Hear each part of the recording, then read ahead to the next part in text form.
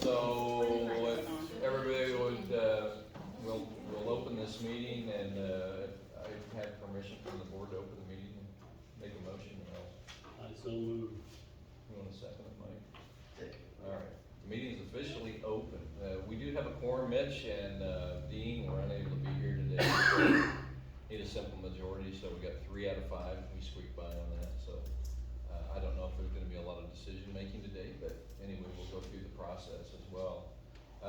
We'll do questions and stuff at the end, and, the way I've always done this in the past is try to limit questions.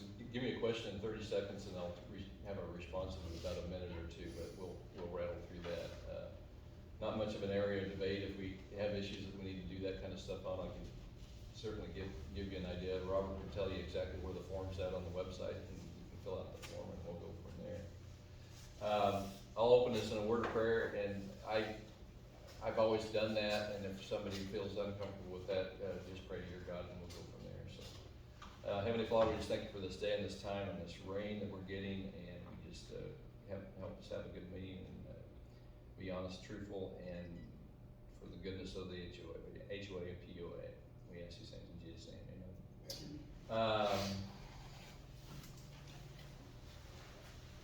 Sworn present, new neighbors. We do have new neighbors. I don't know if they're here yet, but there's some new names out here that if I look at my list, we got Mike Hawkins, who's over there on the east side with the red roof. He's brand new hire at American Airlines, came from Atlas. He had an RV before. I think his plan is to build an RV. He's got, and then Mike and Laura LaFont are up next to Mitch. I think they bought that. Trip Page is a United Pilot. He bought the lot just south of me over on that side. And then Matt Sturgis and Sophia Erickson's, the lot that Michael O'Brien, just north of Hawkins, that just sold here a week ago. So they closed on that. So that's as much as I know as far as newbies. There's still a lot of construction going on, work. Jay Adams finally got his place moved into. They've been working on that for several years. It's there on the north end, so quite a place. That's nice. It's big, and I like that one. he did not save any expense on that. If you go into his office, there's 14 different types of wood from all around the world. I mean, it's very, very nice. Man. We have last year's, and I would have liked to have had a lot more meetings than we did, a lot more communications. And since COVID, all I can tell you is I've been working my butt off. You're a hot man. Haven't been around a lot, and I'm kind of taking a break and winding down. I retire next July, so that's going to change a little bit. We'll have a lot more involvement with that. But it's been, with COVID, it was just, as you well know, the whole world was kind of a mess. And I just came back from Sydney yesterday morning, and I kind of look at it as a hypocrisy because we were locked down there, and now it's completely wide open. They don't care about vaccinations, they don't care about anything. So the world is finally starting to move on, which is a good thing. The secretary report, and we have a copy of the minutes from last year. I can review that really quickly if you're comfortable with that, or you can go on the website and read it, however you want me to do that. What would you like? Most of the business that we had, a lot of it I'm gonna cover again anyway from last year. I make a motion, we accept them. Yeah, and I would like to hear that, if we'll accept the minutes from last year, if you haven't read them, I'd like to hear a motion to accept the minutes from last year. Yeah. I did. Oh, you made it. Second. I'm still blurry, so help me out. So the motion on the floor is to accept the minutes from last year. If there's all in favor, everybody say yes. Anybody opposed? Okay, motion approved. Treasury report, I know Cindy's busy with May, and I'll just go through. These are not on the website yet, but I'll give you a copy of these and we can put it on the website. For second and third quarter, we've got, and I'm just gonna review kind of what we went through. You do the year end, the last page. The last The page. one, not year end, but the year to date. Year to date, so Yeah, here's what we got that's year to date. So the beginning balance was 43,701.83. We've had income of 41,603. We spent $518 on water, $661 on electricity, labor at $13,050, fuel of $1332.42. We bought parts of $180.27, supplies of $556.20. That includes things such as check stamps, envelopes, diesel boots, string, fuel containers, gear oil, hydraulic oil. Ant bait, we spent $1,413 on this last year. We've had maintenance on water sprinkler, trimmer repair, fertilizer repair, and mower repair. That came to $10,187. The big number there was the mower, and we just got it back. And they totally rebuilt all the hydraulic pumps. We had a hydraulic leak on the main control unit. They fixed that. And we had a rear axle that was going awry with a bearing and stuff, and they replaced that. At first I thought it was high, and I looked at all the work that they did, and they did a good job. We have to take that all the way down to, it's basically off of I-10, but it's a John Deere golf repair. Pomeroy used to help us with this, and finally they just gave up and said, you guys need to take this to a golf place, because we don't want to work on it. And they do work on tons of them. The last time I was down there, there were 15 John Deere Wham mowers sitting in their yard, so they're good. One of the challenges they've had, like everywhere else, is finding people to work and qualified people. But yeah, the mower was there for quite some time, but we did get it done.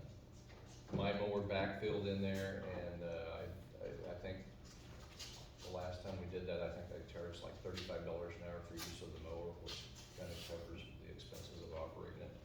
We spent $3,000 on that because the mower took over 2 months to get it all done. Property taxes were $33.01, which is great because we're still considered, we're raising grass on the runway. I argue that they tried to come in and treat us as if it was a domestic property, and I think that's gonna stay true. If not, we'll go in and I'll argue again with them because they couldn't answer the fact that we weren't raising grass on the runway. Insurance for the liability and all that was $1,623. Mower insurance was $295, liability insurance for the POA was $1328. And some of the miscellaneous expenses, the sprinkler, we spent some money on some new tires, $74.68. Library room rental was $140. The post office box rental was $138. Delivery free of $104. So the total expenses year to date were $33,801,190, and our ending balance is $52,292,93. Dues wise, everybody's doing pretty well on getting their dues in when they need to. There's a few people late, but we're working on that. We've got one executive issue going on that will, if somebody doesn't pay their dues, they get charged interest, and if we have to go to the point of injunction, we can do that. I don't like going down that road because it costs us legal fees, which if we win, they would, but it's one of those things I don't like to go to. I don't like lawyers, quite frankly, so we've been through that before, and it cost us a fortune. So if there's any questions on the financial report, I'd entertain a motion to accept the financial report. We got Mike and Dottie seconded. Any discussion? All in favor, say aye. Aye. Any opposed? Okay, motion passed. So the secretary, or the financial report is fine. Or treasurer report. I don't know, do we have anybody with the architectural review committee even here? Oh, Mike's. Thanks, Michael. Do you have anything you would like to report to us today from the architectural review committee? We see probably 5 or 6 of them over the last year, so I don't know. As far as communication, everything seems to be okay, I guess, so, everything's. I haven't been notified of any major concerns, on Robbie's across the way. They did a lot of dirt work in our drainage ditch. We're gonna talk a little bit about drainage, but, if it's not gonna drain the way it's supposed to, when we get a big rain, it will. So, that's the only thing I've noticed on that side of it. Old business, fire ant treatments. The fire ants are back, if you hadn't noticed. And there's a combination of a couple things. Historically, just to put the forefront of, can we get rid of fire ants? The answer is no. I've tried. We can control them to a certain extent. We got a pretty good kill on, using the extinguish this spring, which I thought was pretty effective. And then we got dry and we got hot, and guess what they do? They go underground. And then when we finally got some rain, guess what? They pop their little heads out and say, here I am again.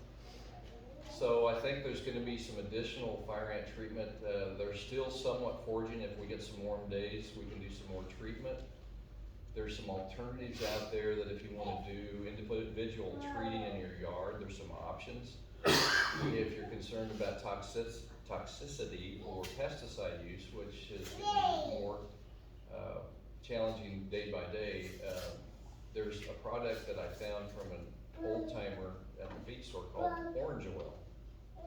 And it was fascinating because this old gal looked at me and I go, what in the world do you use that for? She goes, I kill fire ants. I go, really? And you can put an ounce of it in a gallon of water and go out to the individual mounds and pour it on it. You can use it in your garden because it doesn't have any toxic effects. So for me, I've got some bees trying to survive over there in the cold right now, and so we, for the most part, try to use anything that's not gonna hurt the bees in the garden. The bees just make our garden go nuts, so, and they seem to do well with that, so. We've still got some extinguish that we can spread. If you want some, we've still got some available. We have to keep it in a cool storage and sealed, so I put it in the basement so it doesn't disintegrate. You need 2 or 3 days of dry weather for them to forage and get it. And then the process isn't fast. It takes about 2 weeks for extinguish to actually work. It goes in and sterilizes the queen, and then the man eventually dies. Demon, which is a wettable powder, it is a pesticide. It'll kill them in 60 seconds for mound stuff. Orange oil will also kill them. And I've used orange oil as an experiment in the garden where you get a bunch of fire ants in there. And all I can say is they left. And I think it did kill them, but it moves them away. So the board and I discussed it this morning as far as the orange oil. It's not exactly cheap. It's like $20 for a little bottle of it. But I think just part of our fire ant treatment, if somebody wants to use that in their yard, I think the HOA can get that available to you as well, and the HOA will cover that. Our fire ant treatment, does everybody agree with that? Oh, yeah. So anything that we can do, and then if you've got a bunch of stuff, if you're unable to do it on your own, we can find somebody that can help you out with that or whatever, but just communicate with Pat and let her know, and we'll have the fire ant stuff available for you to do what we can with that. The runway did pretty well for the most part with fire ants, but they've raised their ugly head again, so if we start having mans out there, we'll treat it, plus we'll roll it, so at least it smooths it out. We still, and I was planning on having this completed, but due to the COVID and the cost of the expenses, we still need to come up with a storage facility and a building for the HOA. And that's still number one on my list, cause guess where all that stuff's been kept for the past forever? I'd like to see it somewhere besides my house. That's a little selfish, but anyway, I'll try to get something out. We'll either do a web vote or something. Robert said we could do that before, and I'm sure we can. As far as I think there's basically on the common areas about 3 locations we could potentially put a storage facility. There's advantages and disadvantages to every one of them. One of them's where Kenny Snow used to live down there south in the Wedge. There's enough area there we could put a facility there. There's one over by Uretsky's on the taxiway there, and then the other one would be by where the well's at on that HOA lot there. One of the thoughts with some of the security, and we've got people coming in and out, if we had a facility up on the south end of the runway in that wedge area, we could put security cameras, and there's water available there, and there's electricity available there. It's just a thought, and there's plenty of room in that wedge that's not part of the usable runway that we could put something in there, but we just need some place where we can store the mower and the equipment. Phil had a great thing to, a social event area and a big building of it, and I just don't think, from what I've announced, I just don't think we have the money for something like that right now. But we can look at all proposals. It was a great proposal, and it looked really good, but I just don't think from don't close it out, keep it open. No, it's still open, so that's something we can look at as we go down the road. Runway taxiway maintenance, the runway needs sand really bad, the taxiways need sand really bad. We've got some dirt work that needs to be done on the northwest taxiway. Part of that's due to that depression that we've had there forever. And, I attempted to do that once, and then I got stopped by those in that taxiway because they wanted to be able to still taxi the runway. So, one way or the other, we're gonna have to go back in there, probably with some red dirt and sand, and pack it all in, and get that smoothed out. I know we did some dirt work on that taxiway once, but it's rough. I mean, it's still got a lot of buckling in it.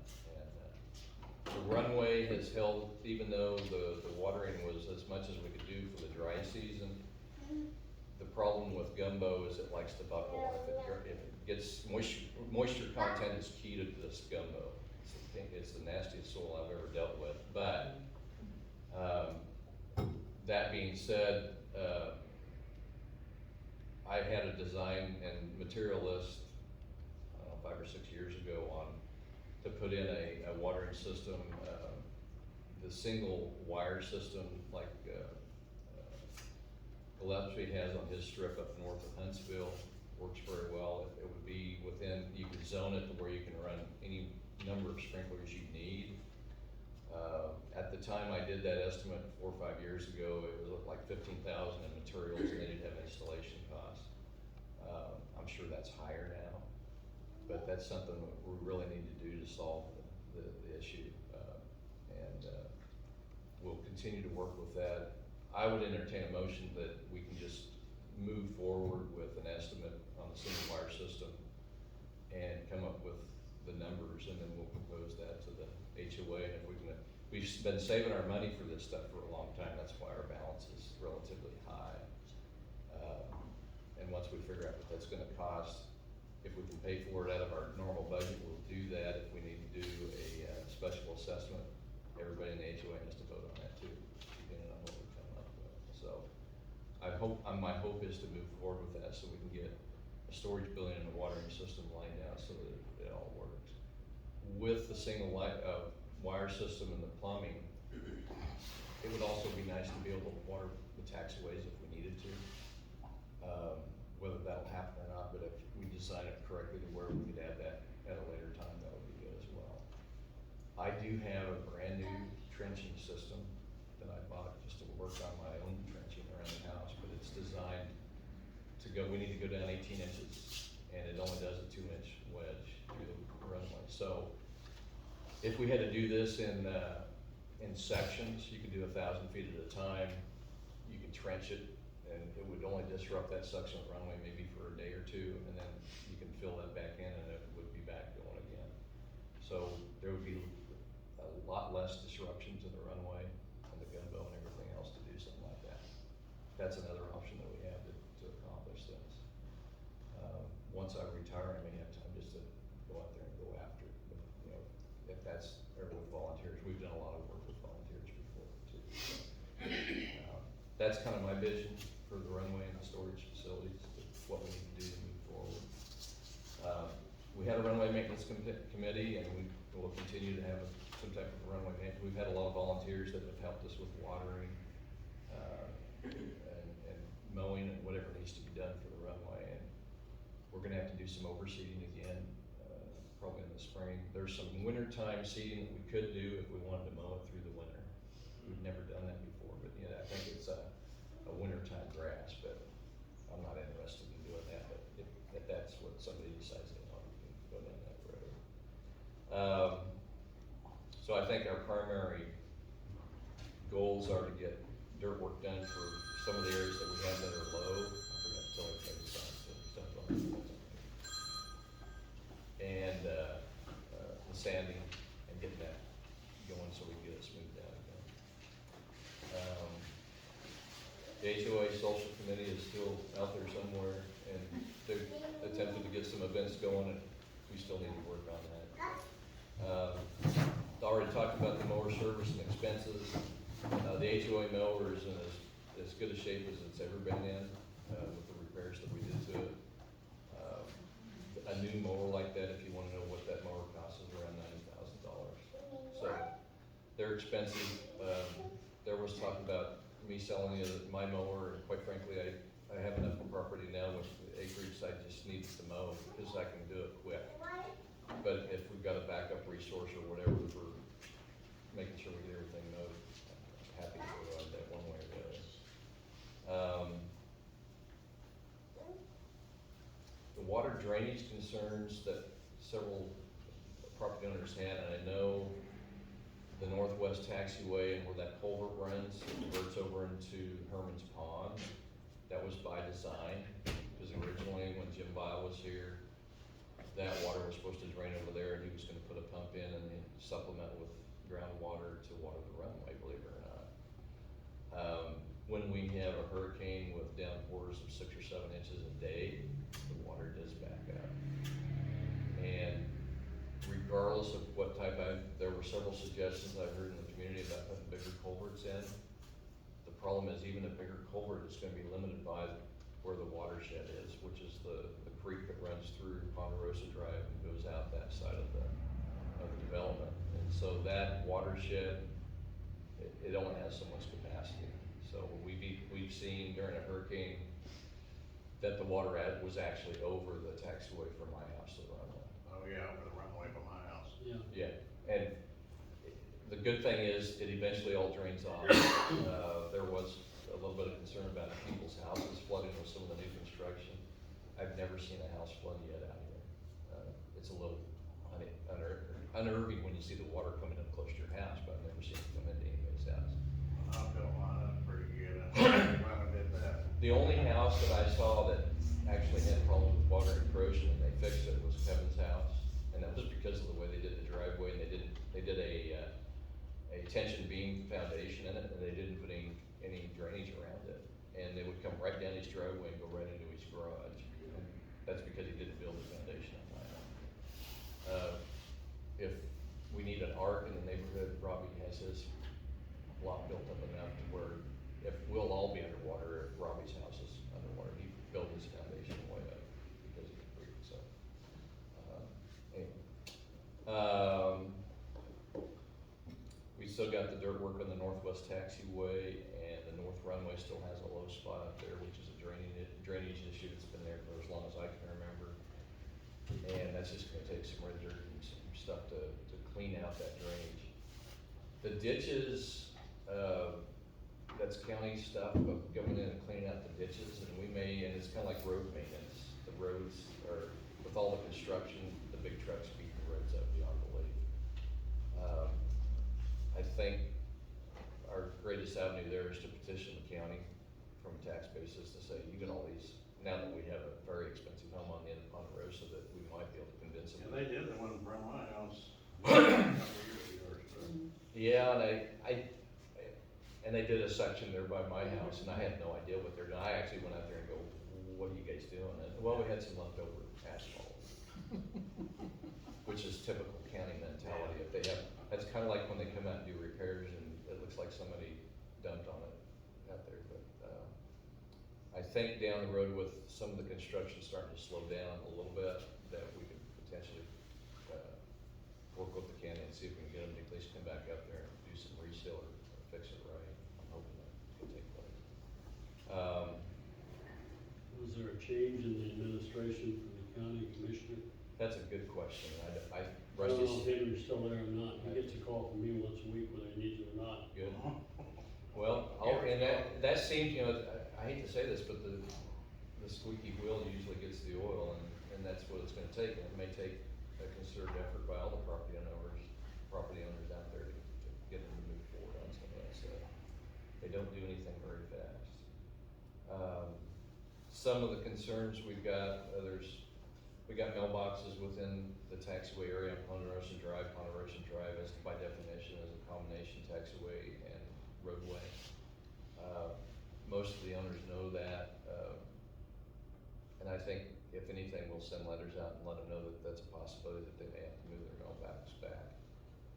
The other thing that we're considering, or has been mentioned, was opening up a taxiway on the south end of the runway, which would be a combination of better access from that end, and there would have to be a culvert installed But that would alleviate some of the congestion on the roads if you landed to the south and were able to taxi off there, or, maybe for those property owners on the east side. So that's a consideration as well, and if the maintenance facility or some type of a shed's built down there, that would be part of that process, but that's gonna require a culvert and some dirt work to do that. It wouldn't be particularly expensive, but it would provide more access to the runway. The original design of that runway, believe it or not, if you look at the taxiway structure, outside of 2 lots was all supposed to be from the taxiways. No home access from on the runway. And that was the original design. Well, and the first person that violated that supposed plan was Jim Bile, the developer. And he put a lot in it, ran a culvert next to the runway, and there he had runway access. And now we're dealing with that. So, again, if you find that you're taxiing down somewhere where there's an obstruction that's limiting your access to the runway as a property owner out there, file a complaint or file a form, and then the board and the HO or POA will have to address it. That's kind of where we stand. So. Farrell, has anybody had any hogs on their property this year? I don't know where they went, but, I did some dirt work on the north end, is where they've usually torn it up. One year they tore up over 1,000 feet of runway. And, Maybe cleaning that lot out. well, I think Lot that out. there's a couple things that are good. Jay Adams is a avid hunter and a marksman, and he's already killed some coyotes because he has everything. If you hear shots up there at night, it's because he's got all these magical scopes out there. He can see anything at night. And I don't have any problems. I'm not a real happy fan with coyotes because they killed a whole bunch of animals around there. And then, but the feral hogs, that was their usual access, was on that north lot. And they'd follow that little deep part, and on a good day, if they were out grazing, you'd see them on the lot just east of us, and there'd be a herd of 20 hogs out there. So, I haven't seen the big herds of hogs, which that in itself is a good thing, because they love the roots of the high grass and the nut grass. And they're like bulldozers, and they go up there and just tear stuff up. So, and I know Michael, the Scalapani's will take care of any of that problem as well. We've only seen the coyotes. A lot of coyotes. Yeah. They're still pretty good. They've been all over our property. I've been watching the thermal at night. There's no safe shots from my spot, so I have to just kind of watch and see. There's, for as long as I can remember, there's been pretty much 3 primary groups of coyotes, and they compete against each other. And last night they were out headed towards your direction. There's one north of us, and there's one south of us. Oh, they leave. I know they've hit my fence and I electrified. I heard Bobcat did as well, so. Oh, the it wire. broke the wire. Oh, he did break the wire. Yeah. 10,000 volts made it jump. I guess, and Wow. never came Hit back. that top wire. Yeah, so. So, there was something I thought of, I just thought I'd mention. I've kind of mixed this a little bit because that was part of my new business. I don't have anything else old business that I can think of. Does anybody else think of anything that I need to answer? We talked about the runway access proposal on the south end of the runway. Water well maintenance, we still need to get the pressure tank tested. I said that last year too, and I need to get it done, so it'll happen this time. That pressure tank needs to be tested every 5 years, and it's out by a year. The well service people that I know can come out, they've got a guy that comes out and does the testing. They come in and they open up the side, they crawl inside and do an interior inspection. If they need to reseal the inside, they check for corrosion and everything else. And it's an important safety issue because there's a lot of pressure on that tank. This one's in really good shape because it was resealed prior to us installing it, so I'm not concerned about whether it's compromised or not. But, we just have to have that, so if that thing had ever blow up, at least we'd have a valid certificate of inspection done on it, so. That needs to be done. The water well seems to be keeping up pretty well, even though it was dry this year, which the water within our subdivision is really good. I mean, even in some of the bigger droughts that we've had, I've never lost water on my well, and it's only about 190 feet deep, so there's a lot of water underneath of us. It's a little bit hard, but it's good water, so.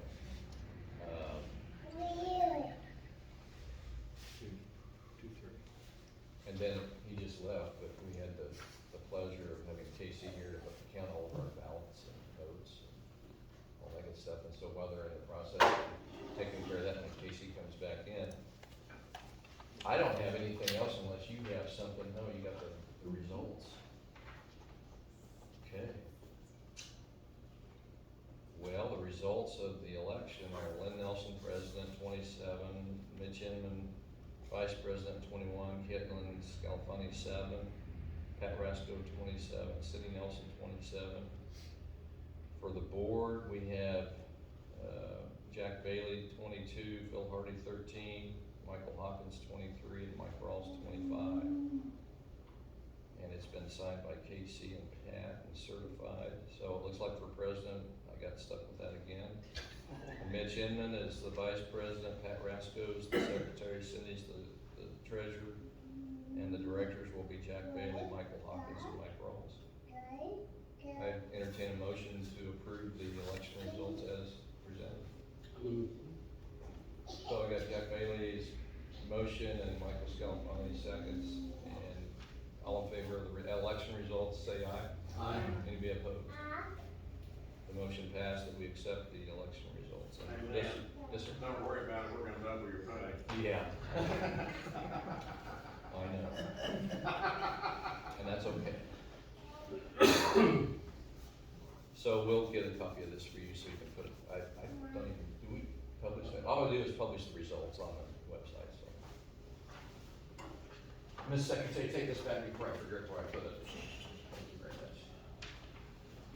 We have, let's just open up the meeting to questions, thoughts, concerns, suggestions. I'm open to anything, so. You get my most important one, the sand on the runway.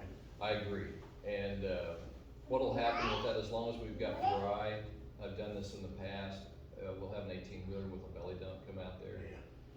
I've got, several different tools that we can use, including one of them is a, big flat bar that we've used in the past. In fact, when we skimmed that runway off, Oh, it was pretty good when you did it before. when we did it, and, yeah, that was back when Jim and I did it, and you could, in a Cessna 140, I could set it up on the main, go the entire length of the runway, and hold a cup of coffee, that's how smooth Yeah, it it was was. good. And when we got, that was before we had any watering system out there, and then we hit the drought, and the drought buckled the runway. And we came back in and sanded pretty hard again, and it needs to be sanded, so you can expect a lot of money and time spent on sanding and just getting that stuff smoothed out. And I'll try not to get it too thick in spots. Yeah, before. it was- Yeah, I had a It was couple okay spots. though, I mean, you could get through there. just Yeah, like- it was just, there were places if you weren't paying attention. You about have to do that to get it though. Yeah, but I've got that drag that I've used before, and it's still sitting over there. I've got it on the back fence, and it works really well, and that's what we literally used when we brought in. To believe it or not, the amount of red dirt that he did and the amount of work we did to it when we did that skim off was almost $100,000 worth of dirt. It was expensive, and he did a lot of work, and we had a lot of stuff going on to get it smoothed off, including road graders and everything else, so. But that was a long time ago, and that was Jim Lyle spending money like a. Yeah, and that was, we don't have to do that red dirt Yeah. again around here, or anything like that. The red dirt, if we have, that's why it's real important that, I know there were those that wanted to go out there and use a plugger on that runway. And the problem with the plugger is it breaks through the red layer, which protects the gumbo. The I plugger screwed goes it down, up for 2 years, and it took us over 2 years to get the soft spots back out of that and runway. that was awful, Yes. awful. Well, particularly down by his place, because he'd sink in the runway. Green flies again. So a combination of sand and good grass cover, and to be honest with you, I was operating that Baron that was heavy in and out of there. As long as I had good grass cover, I took fluid on and off the runway with the sand on the runway. We didn't sink. I know, and when it's wet, the sand helps huge. Yeah, the sand, and then the other thing that kind of helps with the sanding is as we get rain and we water it, it'll level a lot of stuff out. What that ultimately does between the sand and the grass is it insulates that gumbo and maintains the water content in it, and that way we don't get near as bad muddling. But yeah, I agree. That's, if we don't have a good runway, we're not doing our job, and that's what we need to focus on.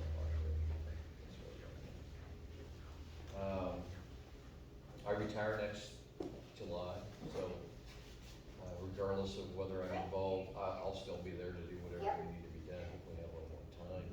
This last 2.5 years, I've worked harder than I have in the past 30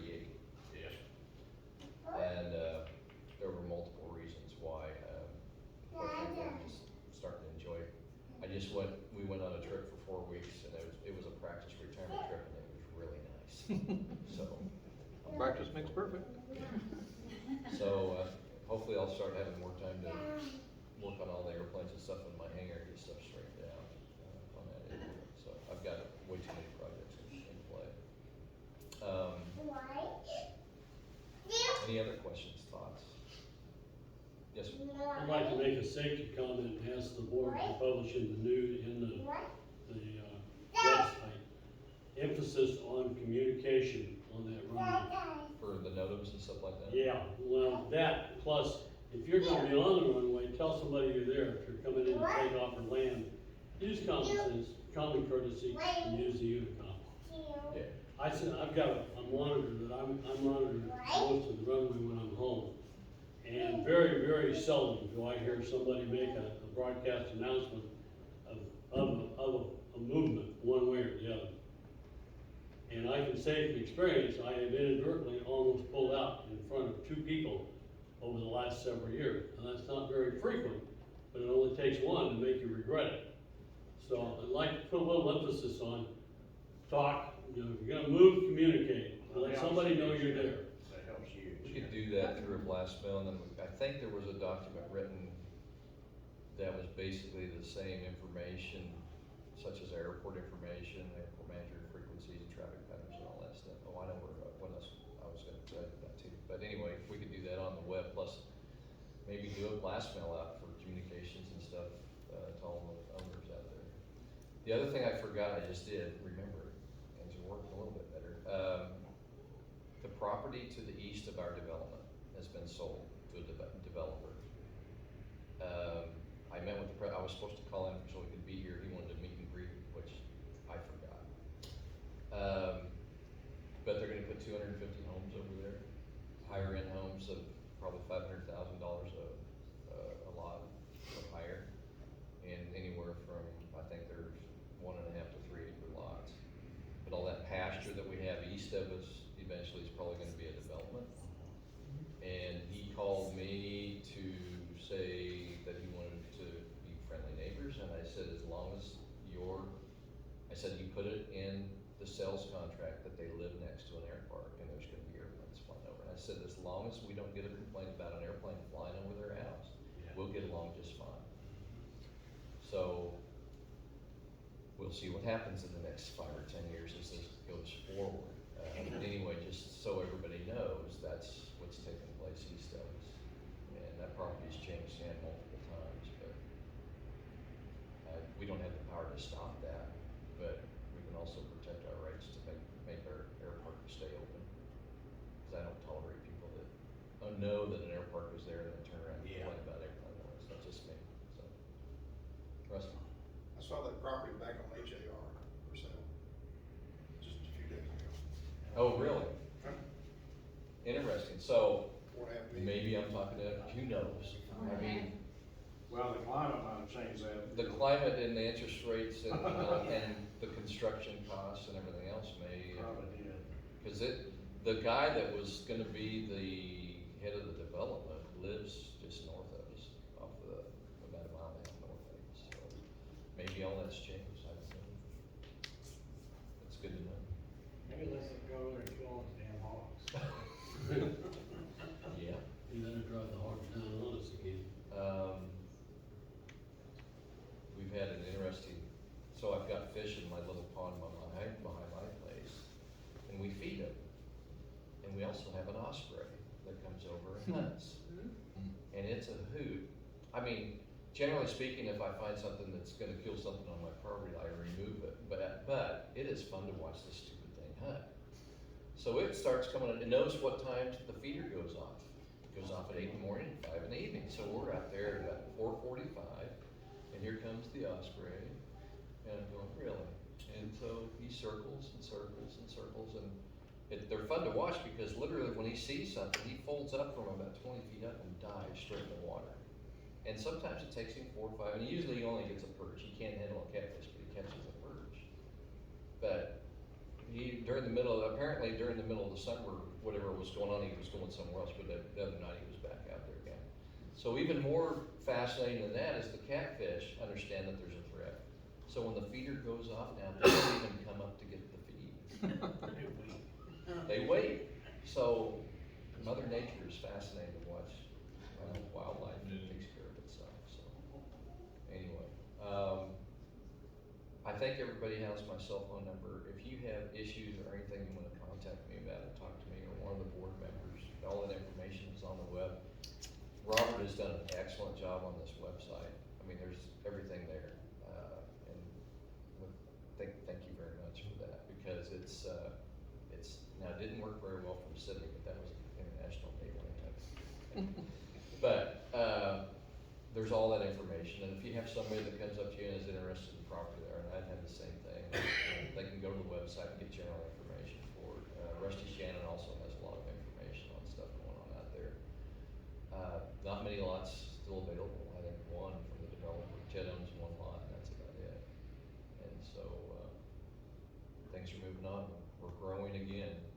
It's been really nice for all these years not to have very many people out there in one respect, but on the other side of it is that it's finally starting to go ahead and blossom and develop. And with that being said, as Beetle said, you know, with more people out there, more airplanes, there's gonna be more traffic, and so we're gonna have to put some emphasis on the safety side of it and communication, to make sure people are doing what they're supposed to be doing for a non-controlled airport.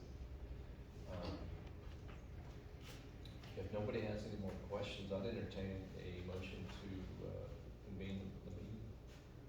Motion to adjourn. Mike seconds it. All in favor? Aye.